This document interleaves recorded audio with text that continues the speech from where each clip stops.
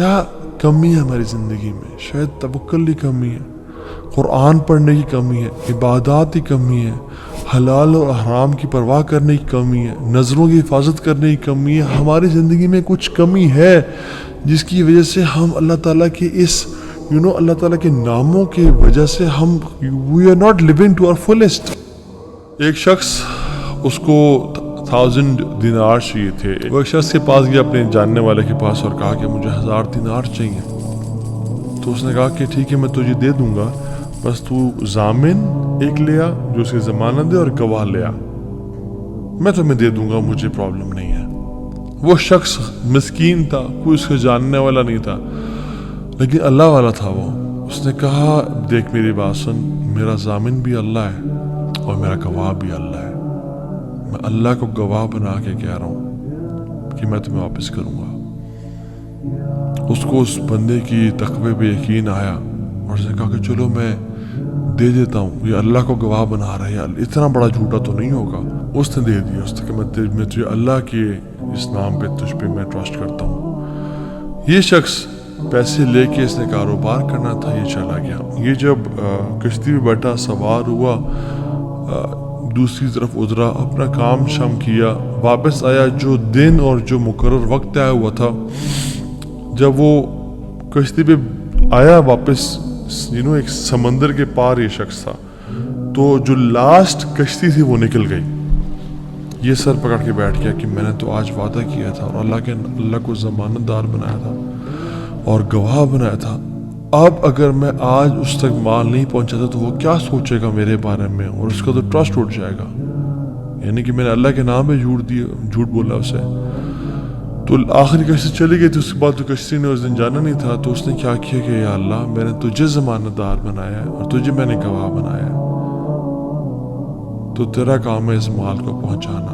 उसने एक would log लिया, उसमें सुराख किया, उसमें उस 1000 दिनार, सुभान अल्लाह, 1 दिनार इज अ गोल्ड कॉइन। और आप एक गोल्ड कॉइन की आज आप वर्थ लगा लें, in lakhs, in millions।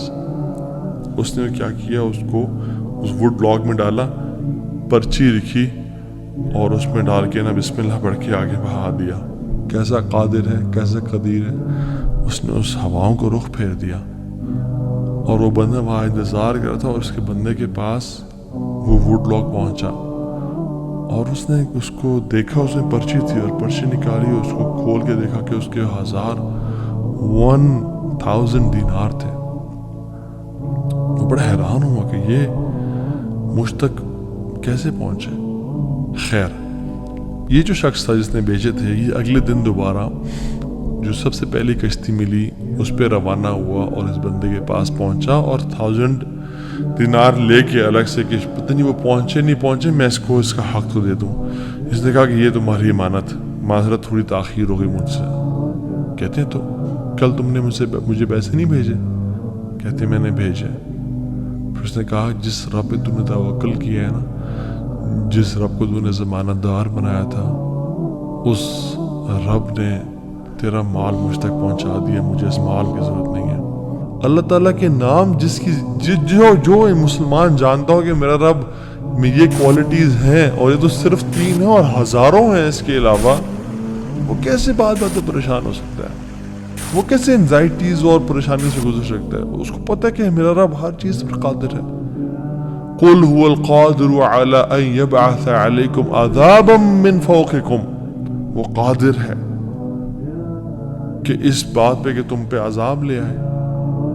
इन्नल मुत्तकीन फी जन्नाति व नहर फी मक़अद सिद्क़िन इंदा मलीकिन मुक़तदिर।